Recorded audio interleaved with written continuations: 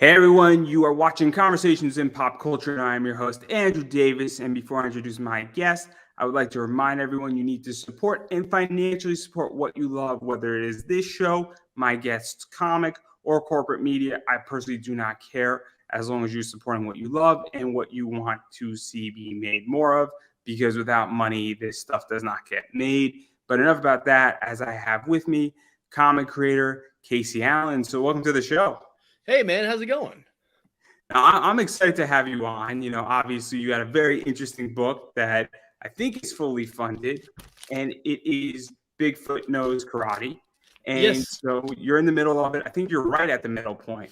Yeah, pretty much like right in between. And it's one of those things where there's always you go through the dips and the ups and the downs, and the middle, man, it's like when you had to read like what is the rhyme of the Ancient Mariner. There's like no wind. They're just like sitting in the middle of the ocean. I'm just waiting for a seagull to come because I'm gonna kill that mother. Yeah. um, it's I know the feeling. I ran one in January, and first like 3 days, I started at like 12:01 on New Year's, which I thought was a great idea. I thought it was a cool concept. So 12:01, I launched January 1st. That was crazy, and I did like $200, and then I had nothing for like 2 weeks. oh And man, yeah. and it's the weird thing, and I didn't get attention until I started complaining and bitching about it, because like all these people were attacking me on my campaign, what I was doing, and people were like, "You're such a nice guy. Like, who the hell's attacking?" And then like legit, like $400 came in, and then I barely got funded for what I was doing, but still got funded. But enough about me. That's a different discussion. I'm sure that sometime next year I'm gonna have another January incident, preferably in June with my next project. But enough about me again, because you are in the middle of funding Bigfoot Knows Karate, Yeah. Chapter 2, Issue 2.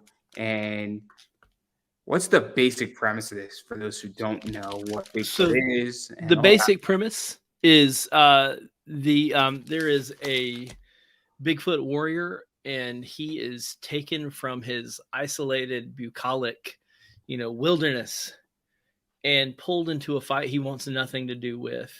And so we had to be really cagey about the first issue. There was a big twist in it. Just the title alone, I mean, Bigfoot Knows Karate, that you automatically think, oh, this is just a punch 'em up. That's what this is. It's just a big dumb guy, and he fights a guy named Kung Fu Thulu, and it's just going to be a big, knockdown, drag out fight, which it was. But we also wanted to have a story in there. You can't just, if you want to tell a story in 5 parts, it can't just be an ass kicking from page to page. That'll get boring. No matter how good of an ass kicking it is, it's gonna get boring eventually. So you either have to you switch it up and actually tell a decent story you want to get out, or you have to keep building and building and building, and eventually, like, I mean, issue 1, the bad guy, the villain, Kung Fu Thulu, was like 4 stories tall. What are we going to do in the next issue? Make a 5-story tall bad guy? Like, eventually that gets old. So basically at the end of issue 1, he gets his ass kicked, and he kicks the ass of the other guy. They're both incapacitated, and at the very last few pages, this dark, shadowy organization swoops in, scoops he and Kung Fu Thulu up, and takes them away. So issue 2 starts off with Bigfoot out of the woods. He's out of his element, and he is now in this dark, cold, metallic prison.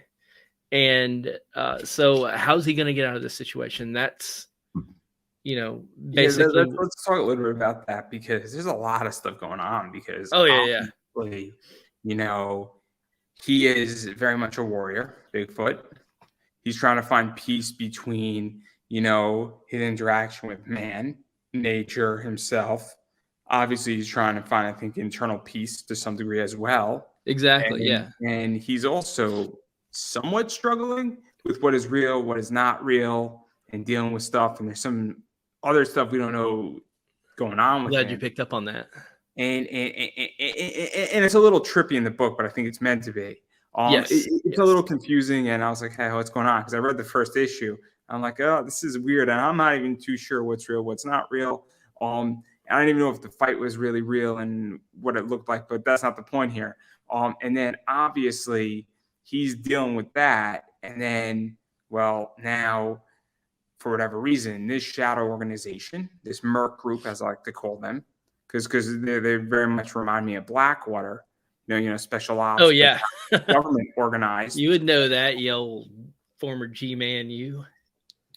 So now and what I picked up is that they incapacitated both of them, but they said leave his mind open because they want to tinker with it. And so it's very interesting. So what was that like? Because we now have, this mythological creature, Bigfoot, Cthulhu, and this is also very much a well-known thing. But now they've both been taken, and they don't like each other. They want a rematch, I'm pretty sure, between each other. But now there's gonna be a rematch for sure.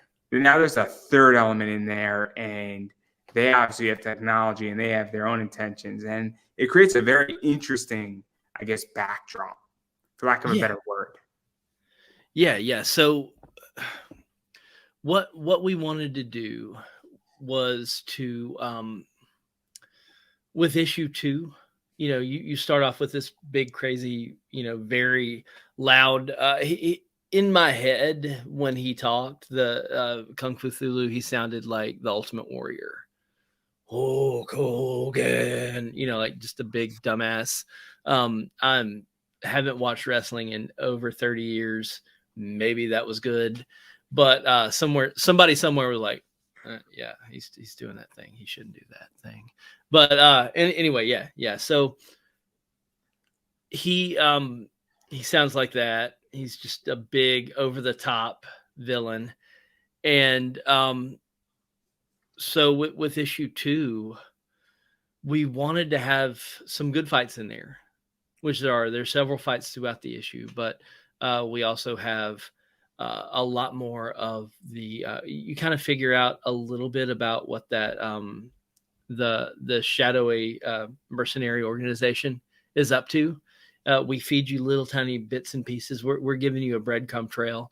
And I mean, because we have this thing for 5 issues, we are going to get into a few more like cryptids and stuff like that. And they're not all like, I don't know, a Krav Maga Mothman or whatever. It's all, we're going to have a Mothman, but he doesn't necessarily practice like a martial art or whatever. I didn't want to do that. We thought that would be lame if every cryptid had like a different like discipline or whatever. But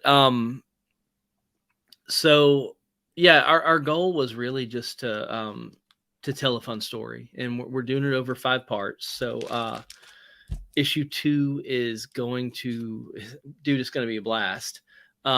I can tell you a little bit about who we're going to be meeting. We're actually in the prison. There's going to be a splash page that shows pretty much all these different creatures, which is, believe it or not, Dan actually had a fun time drawing it. Dan Price is the co-creator and co-writer, and he does the art. And so he's going to be fighting as the big villain. We've already shown bits and pieces of him on the Instagram, so I guess it's okay to talk about it. There's a Minotaur that he's got to fight. His name's Astrid, or Asterion, and he's going to be fighting him, but there are a few other like crazy things going on, so it'll be fun. Yeah, and let's even talk about this, because obviously Bigfoot gets taken into this prison. He's obviously beaten, tortured, fucked with. I mean, for sure. I think that's the nicest way how to put it, right? Yeah, He's taken out of his element. He's disturbed.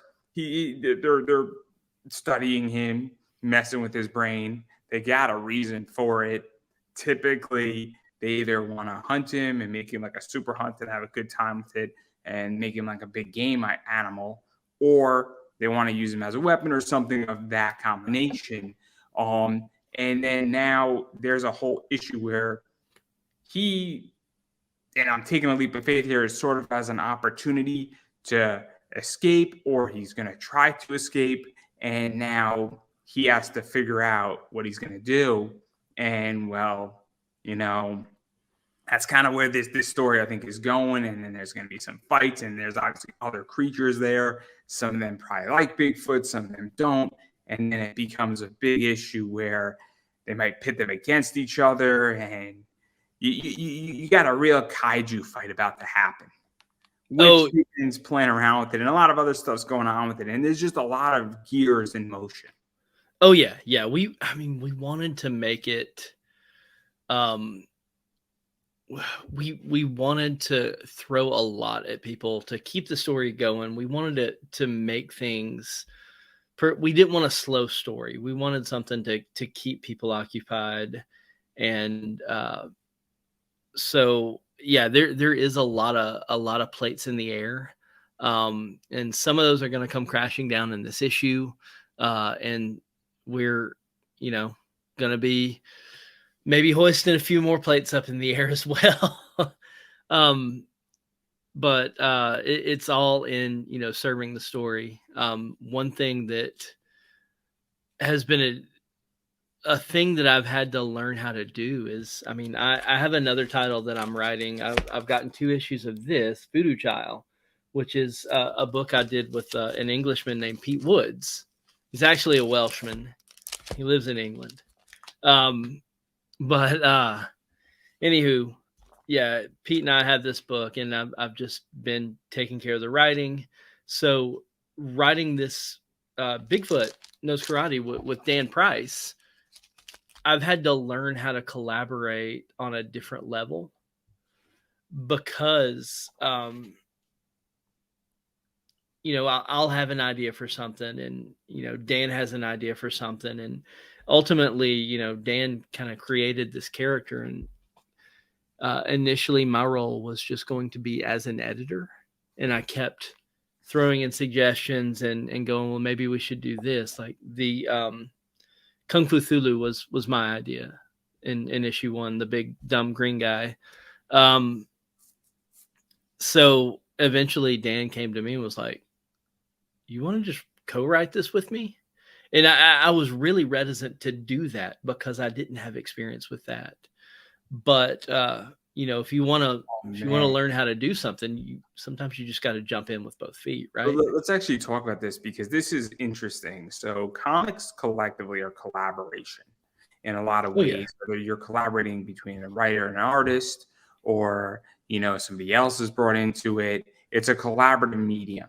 Unless you are the writer and the artist and you're doing it all yourself, and some people do it and some people don't. And obviously some people know how to write and draw and do it all, and some people don't. But what is that like when you're brought in as an editor, and then you have suggestions, but I would imagine you don't want to be the guy that sort of interjects yourself as the second writer when you were brought in as an editor and be disrespectful and overstep and step on somebody's toes as well, versus what you were brought in to do. And then even how you approach the topic, because I don't want somebody to be like, I'm editing your podcast, but now can I be your co-host? Yeah. It would be, if I paid you to be my editor and you have a question, and I used to have an editor for my other show, every once in a while you'd say, hey man, do you want me to take this thing out? Because I noticed that you and him were having a big aside, very personal conversation. And he ran it by me, but he never ever said to me, can I be your co-host now? I think that would because it gets tricky. And so what was that like? Because I think that's something that happens sometimes. So, and then it also can blow up too, because you're stepping on somebody's baby. You know what I mean? Like if I wrote a book, I don't want my editor to be my writer unless I invite them in. Yeah. I think a lot of that is trust, man. It's so with Dan, he joined a group that I help run called the Comic Jam, and we had each week we get writers and artists and we pair them together to do one page. Everybody writes all the writers write one page, 6 panels tops, based on a theme that everyone votes on. And then at the end of the week, they turn in their scripts. I go into the Google Drive, and I start pairing those scripts up with the available artists. Well, we had a Steve Ditko tribute, and Dan and I worked on a Steve Ditko tribute, and I had a blast working with him. We even, from there, he was like, "Hey man, can I call you? You want to just talk?" And as a general rule, I do not talk on the phone. Like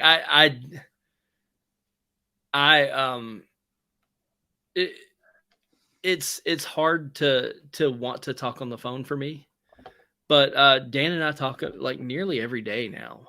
And we're sharing ideas about the comic. We're bullshitting back and forth, but it's a trust thing, man. It's all about trust. Anytime you collaborate with somebody on something, you have to have the idea in your head that like nobody wants to make a bad comic. And with Dan, when he asked me to help him co-write, I think he had a roadmap set up. I think he was concerned about being able to do everything and illustrate it.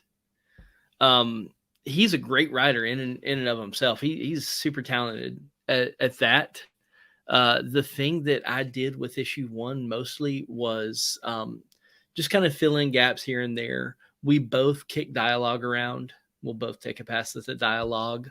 Dan is like Bigfoot's internal internal monologue. That's almost 99.9% Dan. He's just he has that character down. He has that voice down. And with Kung Fu Thulu, I was super happy to write the dumbest lines ever. But it is trust, because sometimes when somebody reads something that you write and they go like, I don't think we should go in that direction, it's like, fuck you, man. I did awesome. But and we will go back and forth on stuff. Initially in issue 2, I wanted to have a really trippy opening scene, because in in issue 1 he goes into what we call the Unreal. And he kind of has like the chorus of skulls talking to him, telling him he's just a piece of shit. He'll never finish what he's doing. Which, I mean, everybody probably has a chorus of skulls following you around, telling you that you're awful. I know I do. It's really disturbing, but no. So I wanted to open up where he was in the Unreal, and it was just a really trippy segment. And Dan was like, maybe that might be going too hard into it. And I had to concede. You can talk about that too, because this is one of the things that obviously, I've had people who are writing teams on, and obviously having a check to some degree is very helpful. And having an editor. And look, you've read comics, I've read comics in indie, and even for the big 2 or 3 or 4 at this point, where you're like, that editor should have checked, or that person didn't have an editor, and maybe the book needed room to breathe. I always go to the idea with tattoos and even interviewing, that sometimes you have to let something breathe, and you have to, give room and give space versus trying to jam every little thing in there, right? And so what is that like too, that you have, a co-writer checking you, not to be mean, but saying, maybe this is a little too much. Maybe we need to tone this down a little bit, and we can't, start off with that because it's going to throw the book off. Or maybe that'll be better for a splash page in the middle, because that's the other thing too. Or maybe we want to climb up the hill versus going into, shotgunning the entire book, for lack of a better word. Yeah. So like the way I write, I tend to drag things out. Um, and so having Dan kind of go like, hey man, maybe we should pick this up a little bit. Maybe we should uh that's helpful. And also just kind of um a thing that helped me reason out of my initial idea for the opening was we only have so much room in this book. Like we're doing 5 issues and we're trying to stick to, we're actually with this book, I think with issue 2, I think it's going to be like 36 pages. And that was, we tried to keep it at 30 and then it kept building and building and building. And finally we're just like, you know what? They deserve 36 pages. They'll get 36 pages of a badass book. This is all killer, no filler. We are, basically trying to give you your bang for your buck because everything in there was like, we go over it. We're like, can we cut this? Do we need to cut this? Does this serve the story? And if it doesn't serve the story, no matter how awesome it is, sometimes it just got to go, man. I'm really wrestling with an arc in issue 3 or starting in issue 3, going towards the end of the book, as to whether I want to keep it. And I think I'm gonna, but it's one of those things where like, can I accomplish this in a different way? Is this thing I'm writing going to take away from the main story? Because Let's even talk about that too, because obviously I'm purposely staying away from what's going on in issue 2 because I don't want to ruin what happens. And I didn't read it yet, so I don't want to ruin it. And I don't want to push it too hard on it. But even the idea of keeping it short, because when I was down living in DC, I actually studied abroad undergrad, and I had a professor in DC, and we had writing assignments. We had 3 writing assignments where we had to keep it under basically 2 pages. Nice assignment of like policy recommendations and a variety of other stuff. That's fun. I don't think people understand how many words you could put on 2 pages. 1,200 words. Characters. You have 1,200 characters to make an argument. And I could tell you for a fact that it changed the way I write, because now I write short. And it's actually very interesting when you can get your point across in 3 sentences and somebody at the end got their point across in 2 paragraphs and they got an A. I mean, it took me a little longer, but the professor, what he's trying to get us is that people in Congress don't have time to read. They don't have time to read this. They're dealing with 14 different things at the same time. So they need the bullet points. And so what is that like? Because I think it goes back to our, attention spans as people. I don't have time to read a 50 arc series. Nor do I want to. You know what I mean? It's like I want to watch something. I want to read something that is concise and that's not going to break my bank. And it's going to be not over in a flash, but it's going to be over relatively quickly, if that makes any sense. Yeah, that totally makes sense. With this, we decided a 5-issue arc, and it's literally going to tell the full story that we want to tell. And we have another idea for another arc if we want to, if people are still interested in it. But we would feel like we were cheating people if we didn't have a definite end to, this arc on issue 5. And also we didn't want to cheat people by doing a nothing comic. We didn't want to have a comic that goes nowhere, where you're like, well, why did I get this? So, being mindful and respectful of, especially when you're in indie comics, like respectful of the people that are buying your stuff, knowing that you have people out there, like issue 1 is always, you know that there's going to be like your mom is going to buy an issue or something. And it's like, thanks, mom. That's great. But eventually mom's gonna be like, all right, I'm done with this horse shit. And your friends are gonna be like, oh, you're still doing the comic thing. And then, other people that, aren't Yeah, into it and are we're only gonna get supporting into it for this. you because they love you. Those We're people gonna are get gonna be into like, this. yeah, This is yeah. interesting. This is interesting. So obviously, I'm gonna be very, very polite when I say this, and I'm gonna ask you a question. Have you ever backed somebody's Kickstarter? Said, "Oh man, that concept seems really cool," and then you get it and you're disappointed.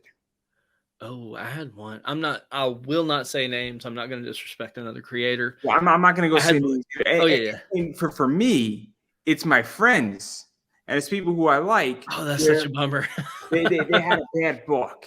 Okay, they had a bad book, right? They had a great book before that when their second book was not good. To be polite about it. I then gave their book a second issue, and so I tried 1 and 2 issues because I said maybe issue 1 was a slow burner, and maybe issue 2 will correct, right? So I think I gave it a fair shot. I just think the concept was bad. I think that it wasn't fast enough. But Yeah. I don't think, but also I think for me, that's $40 that I could have gave to somebody Dude, yeah. else to get a book that I wanted. That Shit I gets expensive. Yeah. And so my whole thing is that it wasn't that I don't regret it, but I'm not happy about it. If Yeah. that makes any sense. That And makes a ton of sense. And so my point is that when you're creating something, I don't want you to waste my time with it. Where I'll give a book if I know your 6 issues or 10 issues, and I know it's going to be that way.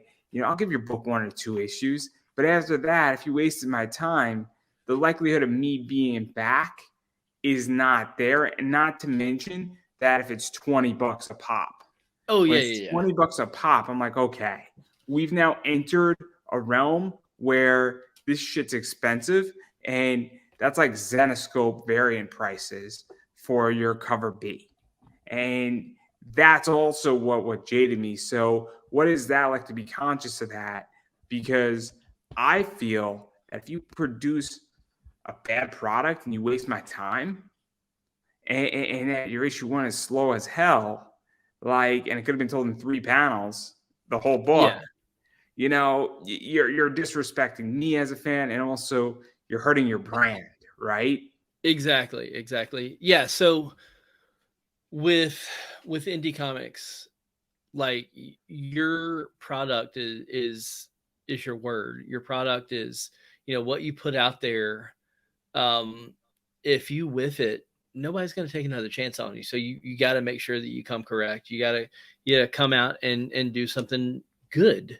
You got to do something that people haven't really seen before. Hopefully, so and we tried to do that. Another thing, if you want that tactile feel of the comic, we have that. You can buy it. Is we think it's a fairly easy buy-in. Um, Shipping sucks always, but that's part of it. If you want the tactile feel of the comic, you can get it and get it for a good price. And then we have other different things available too, different variant covers and whatnot. But it's important to have a digital too, and at a low buy-in for that digital, because if you're not sure of it and you still want to support it, you should be able to read it. Digital, it if you make it cheap enough, eventually somebody that's just curious will go like, oh, maybe next time I'll get the physical copy. And I think we've had that this time just by looking at the numbers and comparing them to last time. I think we actually had a digital guy from last time come back and buy issues 1 and 2 physical, which was pretty gratifying. I haven't looked at it in the past few days. There might be more. But yeah, making sure to respect your audience. Because, and even to go further into that too, and look, I mean, I'm a big Zenoscope guy. And so Zenescope will produce a 250 print run book by Paul Green on the cover, and they'll charge me $25 for that book. And then I look at an indie comic creator, and you're charging me $20. And nothing against an indie comic creator, Yeah, but you're nobody have a name. compared Yeah. to that. You have an artist who's good, your cover looks awesome, but you're charging me $20. Like, wait a second, we're not in proportion anymore. Where, and your book is, I don't know what your book is. And so if you had a cover that was $10 or even $12, that was your cover A. But when all your covers started at $20, I'm now also not so interested in being a backer, because that's a big commitment. Yeah. And I can't justify that price point. If you have an Ivan Tao cover, that's a little bit different, because I know how much Ivan Tao charges. I also understand what Ivan Tao brings to the table in your cover. You know what I mean? Like, there gets to a point where now I understand when, you bring in somebody and I understand their value. But if I don't know who's on the book, and I feel like that's a disrespect in a lot of ways, I think it's actually bad business, because I think you go into that, and once you go into that 20 price point, I mean, I look at all these top variants by all these top artists and all these store exclusives, and I'm like, I know what I'm getting over here, but what am I getting over here beyond the cover looks cool? Yeah. Book. And I think that's a problem. And I think that even on digital, I think it's a problem too. I mean, I've seen people charge $15 for a 36-page digital book. I'm like, what the fuck? That's kind of bullshit. Yeah, I don't agree with that at all. Man, I mean, if you charge $10 for 36, I still think that's high. I really do. Yeah. So a thing I ran into the other day, I was at my local comic shop. It was a comic from an indie creator. And I was like, oh, cool, a guy just like me. The cover looked great. I opened it up, and like the print, like you want to have a good looking product on the inside as well as the outside. The art didn't look great. And it was in black and white. I paid, I want to say $12 for it, for like a 20-page comic. And you want to put out something that looks good. And Dan's a graphic designer. Dan knows how to, in his day job, he works for a magazine. So he knows how to put together a book and make it look good. So when he first sent me like the proof of the issue 1 Bigfoot Knows Karate, my jaw hit the floor. I was like, holy shit, this looks great. Yeah, I think that that's a thing too. Or I think also the idea, and then I'll use Zenescope as an example. I know that they hire a variant artist, right? So Paul Green's a good example. I know the book is not going to look like the cover inside, but it's not going to look bad either. But I'm also aware. Yeah. So, like, for instance, I'm trying to think of somebody who did a great cover in Sun Kumanaki did a great cover for Sam Johnson's Geek Girl. I know the inside of Geek Girl is not going to look like that cover, but I know that. And so that my expectation is not going to be that. But if I don't know who your artist is and they did a fantastic job, and then your book is like a level C book and not even like a B+ book, just to put this in perspective, I get disappointed also. Yeah. Or conversely, if the book is supposed to have misspellings in it, like fine. Get an editor, get somebody to proofread, please. So Christy Shin's book, Demon Bitch, right?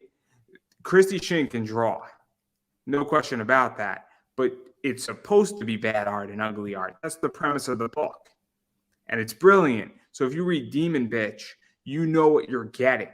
Yeah, and like art can be respected in so many different ways and appreciated in so many different ways.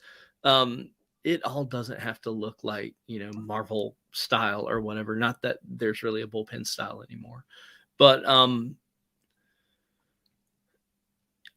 conversely though, you don't want it to look like somebody jammed a pen up their ass and drew it that way. No. It looks like that. It looks like No. Let me explain. I'm gonna have to check this book out. Oh my God, it's brilliant. It's hilarious. It's making fun of a lot of things, and it takes a real skill to make it look bad. I don't know if that makes sense. Right? Oh, I totally get that. It's unbelievably talented, and it's satirical. It's funny. It's a brilliant book, and it looks a certain way where it's meant to. But I guarantee you that people couldn't mimic it if they tried. Yeah, it's entertaining. That's the whole point. Yeah, as long as it's entertaining, who gives a shit? Making fun of a lot of things. It's making fun of society. You have characters in there that are making fun of things. It's like it's brilliant, and it's also light reading, but it makes you think, and it's supposed to upset you a little bit, and it's supposed to be offensive a little bit. It's supposed to get you to talk, and that's the whole point of it. Where if you see it at a con, it's going to make you stop. Nice. But anyway, continue. Sorry, I just think it's brilliant. Just when you said shoving like a crayon up your ass or up your ass, it looks like that, and I don't say that to be mean. It's meant to look like that, but you know what you're buying. And just for the record, books when I don't know what I'm buying and I'm expecting A and I get B. Yeah. For the record, I've never jammed a pin up my ass and drawn a comic. We don't judge on this show. We don't judge. Yeah. I mean, if you want to, it's fine. However, I could imagine what that would look like. But yeah, you want to put out a good product. You want to, especially at that price point that I bought it at, man. Like, I got it and I was like, but it made you think, and it made you say, did I really just buy this? And then let me ask you a follow-up question to that too, because I'm curious, because the way I felt when I bought my friend's book and it was bad, I'm like, am I doing him a disservice by buying this? Because he now has support, and maybe this thing, and I don't want to sound mean about it. I might get in trouble for saying this, but maybe somebody has a bad idea with a comic, and maybe somebody has to say, hey, look, you need to really rework this, and you really need to hit issue 2 a bit harder and modify and then swing out left a little bit more. And it's kind of like giving a drunk a drink, I feel a little bit sometimes. Do I really want to say you're doing a great job when it's a disaster? And it sounds mean. It sounds mean when you say it that way. But, from a business perspective, if you are having a business that's losing money every single month, somebody hopefully at some point is going to sit you down, or you're going to sit yourself down and say, I'm losing money every month. I got to fix this. Yeah, I mean, I think with indie comics, there are a lot of hard lessons learned almost every campaign, and that's one of those things that if your idea sucks or you didn't follow through the way you needed to, you're gonna find out some way. Whether that means that people aren't interested in the campaign, or people don't come back for the story in the next issue, and sometimes people will go out of their way to tell you this sucked. And luckily that hasn't happened to me. I've had to give, just through the comic jam, doing stuff there, I've had to give some creators some creative or some criticism that was constructive. And you want to give them like a compliment sandwich, because I mean, we're not doing this because we think it's going to make us money, or, I would love to make like a ton of money off of this. Don't get me wrong. I want that yacht, but, if I didn't do this, I have, a basement full of music instruments. I would be playing that. I'd be drawing, I'd be doing something, because I have to create. I have to be doing something creative, because I am a beautiful flower and people need to see me grow. I if I didn't have an audience, who gives a shit? It's something that I do for myself. See, that's interesting, because I'm very different. I'm very different. I've been podcasting for a little under 10 years, in some fashion or some other way, through 2 shows that are merging into one at some point. Um, it's going to be an interesting way how I do that. I'm going to build a tokenized bridge, and I'm going to sell some cryptocurrency through it as well. But such a bad idea. Such a bad idea. No. I'm going to rebrand the first show into this show. But one of the things is that I've actually gained inside knowledge that affects my comic book selling and investing business, because when you're interviewing people, it allows me to spot trends quicker. And it's not even the idea that if I'm interviewing a wrestler, I'm interviewing a cosplayer, I'm interviewing a voice actor, I'm getting actually a much larger perspective of pop culture. And it actually allows me to spot trends and determine what is valuable. And it affects me in stocks. It affects me in a variety of other things. And so it's very interesting for me, because every interview that I do, it provides another element of, like, I guess, for me foreseeing something. And it's like, I don't know how to explain that, but it's made me not incredibly rich, but it's made me a better investor. Well, one thing people have been really trending with right now is Bigfoot Knows Karate comics. So y'all get on that while the getting's good, because issue 2 is going to be on Kickstarter for like another 15 days. So let's even go into that, because you mentioned something else too, where people obviously back campaigns because they like somebody. I ran mine in January, and people backed me for a lot of reasons. Some people needed media, some people liked me, some people felt they owed me for having them on the show a bunch of times, and it wasn't that expensive. And so obviously people, back people because they like them. People also back people. They say, look, this book's okay, but this is not your money maker. This is not, but you need to fund this book to get to the next level. And so some people back for that reason too. So what is that like too? Because if you're likable, it's the same reason why people who I shouldn't have access to, one coming on my show. It's because I'm likable. I got bushwhackers on my show because I knew somebody, and then he liked me, and then that was set up because I'm a likable individual, and that we connected, and I appeared likable, and then I was on another show that I think is gonna, people are like, oh yeah, you're likable, Andrew, and that's something that's big. I feel too, and I feel like some people in comics are just not likable. It is. I feel like likability is almost like an inherent trait where you can learn it and you can become it, but some people are just likable people in general. Yeah. I mean, you have to sell yourself when you're trying to sell something like indie comics. You have to get out there. You have to. One thing. Okay, so if I were to give you a constructive criticism about your campaigns, oh, thank God, not about this show. January. No. I don't want constructive criticism yet. So just a tip from what I've learned, like after the holidays, people do not have money. Generally, they've overspent, so it's going to be hard for them to commit to something right in January. I've had success in February with the campaign.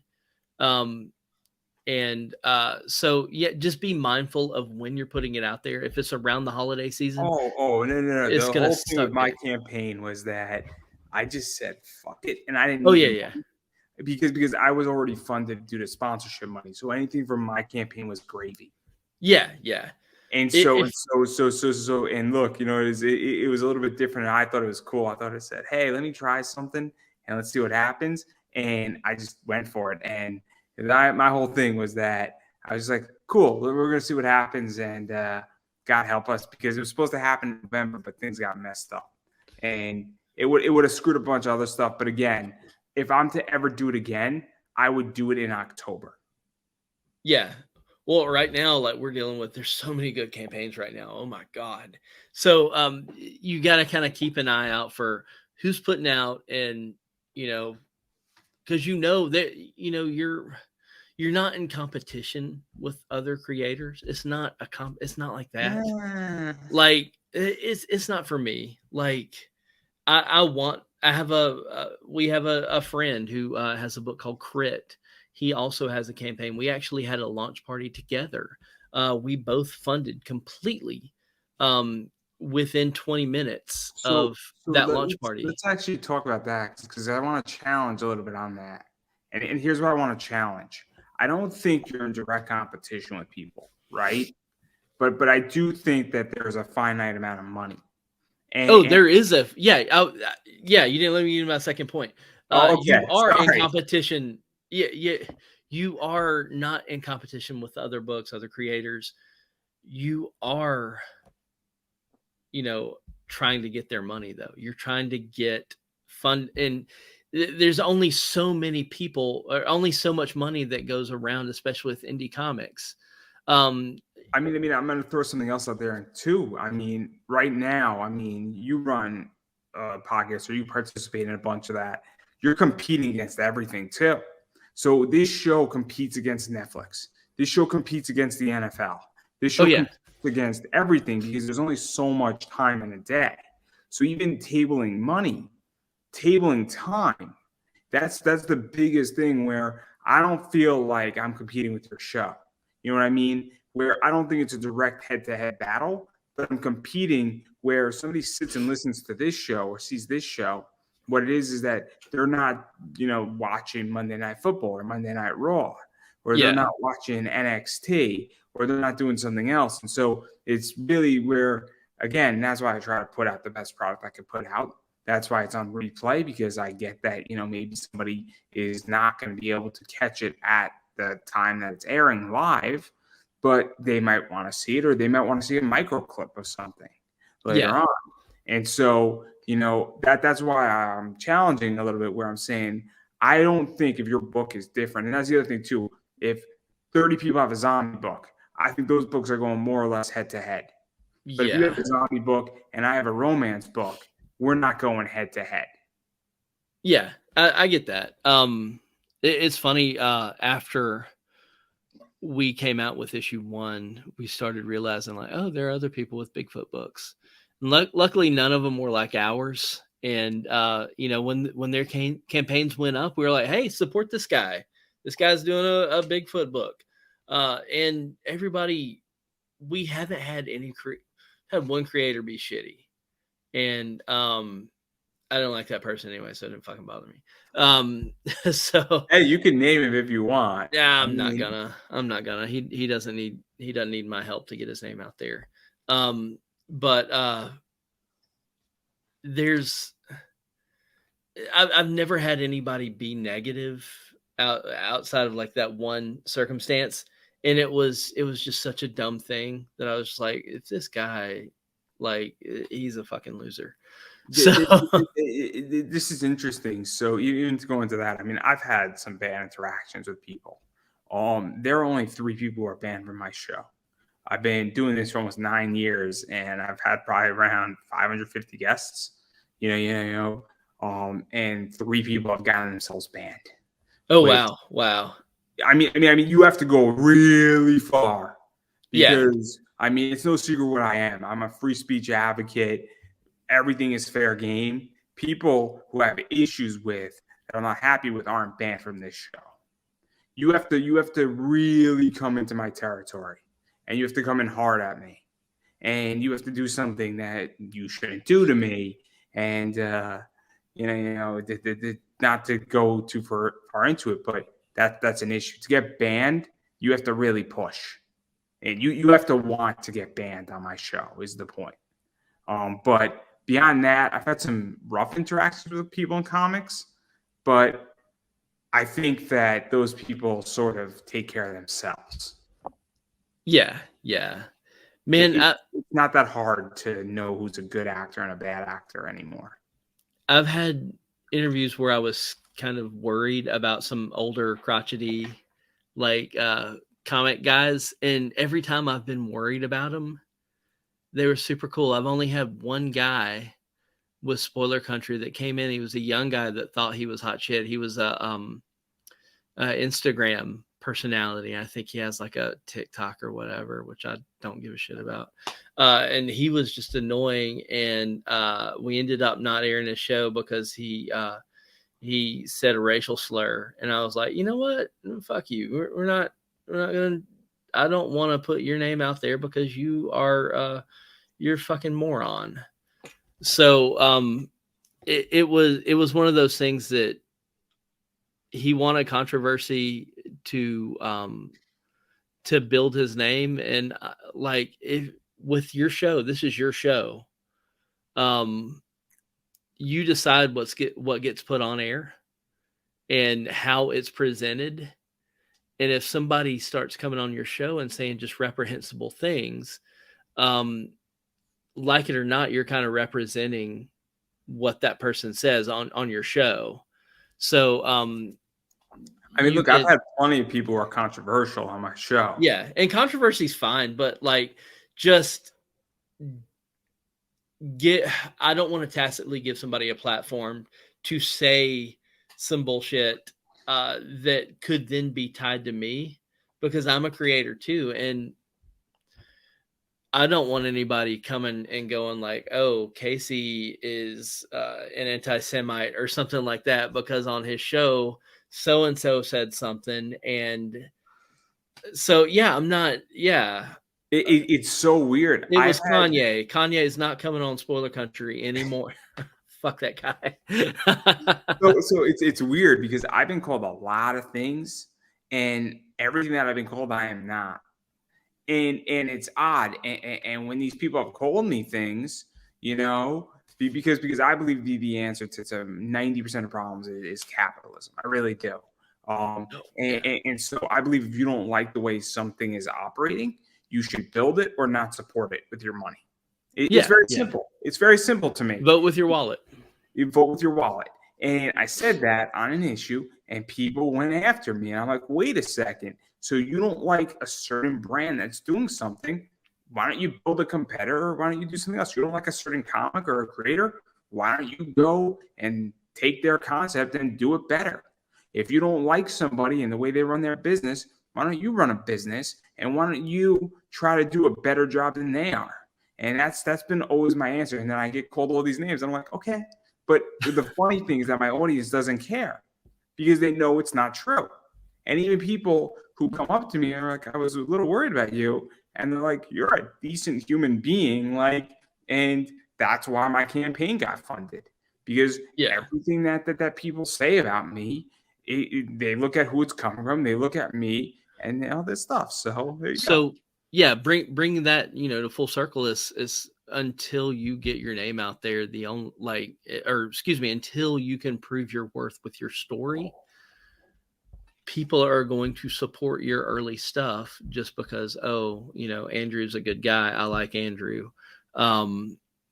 So don't be a dickhead. And it's not because in hopes of, if I'm not a dick, people will, support me. No, don't be a dick because you don't want to be a dick and you want to be a good person. I don't think that would be an issue with you at all anyway, but just putting that out there. Yeah, no, it's weird because also a lot of stuff for me and a lot of ways I get interviews with certain people is I was supporting a lot of wrestlers right when they had no followers and I was tweeting out all their stuff.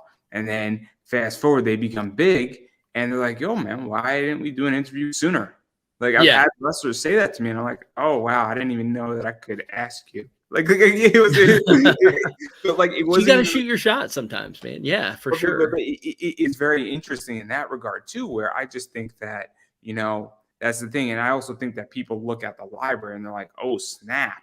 Like, you actually have really good guests and you've done things that other people haven't done. And that I have all these people on my show because I consistently prove that my show's good and I'm not an asshole. Yeah. Well, every once in a while, probably 2 times a year, I'm an asshole. Probably live where I'm just in a bad mood and people know not to push and people get that I'm having a rough day or I'm not there. Something's going on. And if I'm in a really bad mood, I just won't show up. Like I think maybe like 6 months ago, I just didn't show up to an interview And then I apologized to the guy. I said, man, I was in a bad mood. I wasn't going to be a good guest. Yeah. I openly just said to him privately, said, man, I was in a bad mood and I was going to be a disaster on your show. And he's like, okay. Yeah. It's better that I don't be a disaster and cancel than show up and not be good. Sometimes, man, as a podcaster, when somebody cancels, you're just like I have an hour to do something else now. I can watch a Netflix, especially being a parent. I have 2 kids. So being a parent, which I'm about to have to put them to bed in a minute. You can't watch Netflix when you have 2 kids that are all up in your shit all the time. You can watch a Netflix. You will have time to watch a little bit of something. But being able to just binge like you used to before when things were carefree. No, man. I'm the opposite, man. I'm the opposite. When somebody cancels on me, I'm just like, oh, it just kills me. Oh, for real. I get excited. I get so pumped up. I'm like, I'm speaking to somebody cool. And then I'm like, they don't even cancel. They don't show up. I feel that way before I'm interviewed. I'm like getting psyched up, thinking about it. I'm like, got to hit those points. What are my points? What are we talking about? The campaign has 16 days to go. We're completely funded. We're already at our stretch goals. Yeah, so let's talk about that because I don't want to keep you from putting your kids to sleep in like a few minutes. But obviously, there's a lot of stuff out there that right here is one of the covers. Yeah, that is. That cover is by Jevin Loop. He is an amazing guy. It features 2 new characters on the bottom left. That is Chupacabra the shotgun, and up top in blue is Thermonucleodon. There's an interesting story with them, and the guy on the bottom.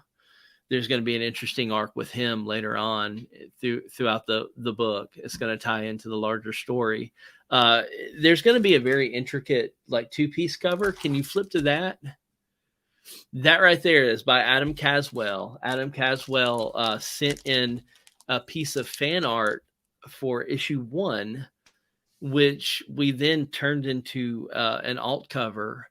That is a wraparound cover for issue 2.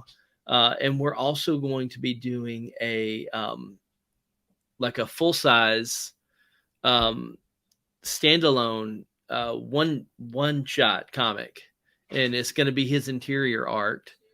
Then we have that's by Dan Price, the artist. And then if you keep going, there's a variant by Zip Allegria. That right there, that one, I saw him draw that live on Instagram. Is fan-freaking-tastic. He is a super talented artist. And then we have a limited edition red foil comic by Louise Thomas. There are only 25 copies available. And that is Draw, Erase, Repeat is his Instagram. He's fan-freaking-tastic artist. So we're really throwing out some cool cover alternate, things like that. And then if you want to catch up, we have issues 1 and 2. We have it so you can get the first issue. If you want to just do the digitals, you can do the digitals. That's fine. We want you to read this comic. We want you to enjoy this comic, and we want you to come back for more. So check us out. Bigfoot Knows Karate, Born Under a Bad Sign. And it's chapter 2. My name is Casey Allen. Robots Eat Guitar on Instagram and Twitter. I just yell at politicians on Twitter, so maybe don't follow me there. And I just basically look at who got fat in high school on Instagram and occasionally post pictures of either my kids and my beautiful wife or my comic that I'm putting out that is also beautiful. So, but in different ways. So, yeah. And then I'm just going to quickly say that you have to support indie. And what that means is hell yeah. You have to back Kickstarters when they're live. You have to buy comics at cons. You have to share out that you're buying it. You have to actually follow people on social media. It makes a huge difference. You have to comment on their social media, because without your money and without your commenting and without your follows, this stuff doesn't get made. Nobody hears about it. Exactly. So I recommend people do that and share out that you're doing it. And remember, following somebody on social media, it doesn't cost you a penny. It doesn't cost you a penny, and so you have to do that, and it makes a huge difference. And then quickly about me, obviously all my social media is down below. It's Pop Anime Comics on Twitter, Instagram, Facebook. It's on YouTube, Pop Anime Comics. So you can check that out. I got a boatload of interviews that you can watch. You can also join my group, Indie Comic Connect, on Facebook if you're comics or you're an interviewer. It's a group that connects. It's free to join. Just answer the questions. They're there for a reason. And then on top of all that, obviously, I have a comic class coming out, comic book investing. It's going to be $40 on Udemy, 18 to 22 hours. Look out for it. More details will be up on my Facebook, social media, all that fun stuff. And there's going to be a bunch of promo codes that are going to get you way cheaper, because I actually want people to be educated in this space. And if you so choose, you could buy me a coffee. Definitely a good way how to support me. It's not necessary, everybody, but if you like what you see and you want to support podcasts and indie media and all sorts of fun stuff in that regard, that's something to pay attention to. And I do have another show that is going to be launched soon called The Question. And we're going to be talking about a lot of questions in comics and things of that nature. One question probably once a month. And it's going to be a fun one, sort of a panel show, and having an open, honest discussion about all this stuff and maybe provide insight into all of that. So I appreciate everybody watching. And on that note, I'm going to give you the final word. Dudes, ladies, gents, people, everybody, Bigfoot Knows Karate. You want to read this book. Meet us on our Instagram, on Twitter, Facebook. Go to the Kickstarter, Bigfoot Knows Karate. You can read issue 1 for free on there's a global comics website that is out there. So if you want to look that up and find it, you can read it for free. But do please support us. Issue 2. You can get issue 1, and support your indie comics, people. Be kind to each other. Be nice to old people, and pet dogs when you can, because they're great. Well, I think that is a perfect place to end, and that is a wrap.